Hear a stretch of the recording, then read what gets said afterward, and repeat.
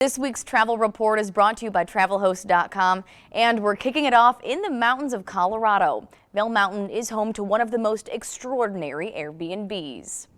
This is the Forest Retreat, nestled into the mountains and covered by snowy hills. But the second you step inside, guests know why this spot is topping lists. A new study by Wealth of Geeks calculates the most luxurious and expensive places to stay. And this year, topping the list, the Forest Retreat earns the spot as the most expensive Airbnb in the country. During peak summer travel, which is around May to August, it costs over $22,000 a night to stay at the house. It has 6 bedrooms, 7.5 bathrooms, and all the amenities you can imagine. From Colorado heading east to Florida, we've been following Disney's latest facelift. Splash Mountain was announced to turn into Tiana's Bayou Adventure. And now, Disney is ready to tell the world when the new ride will be ready. Starting June 28th of this year, guests can transport themselves back to the 1940s in New Orleans. Disney now giving people a sneak peek at what the ride will look like.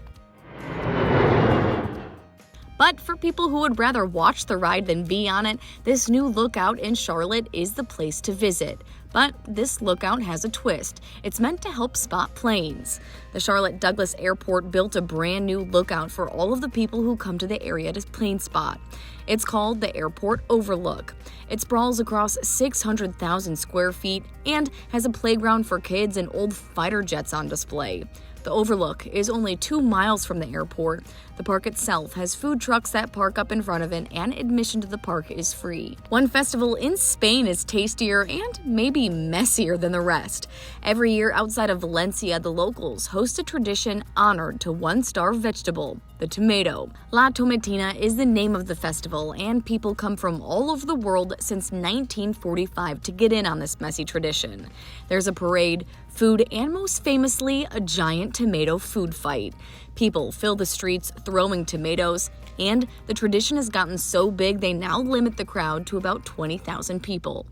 If you want to get in on this messy Spanish tradition, it's not too late. Their annual tomato toss happens on Wednesday, August 28th. That's this week's travel report, all thanks to TravelHost.com. For NEWSnet, I'm Madison Schlegel.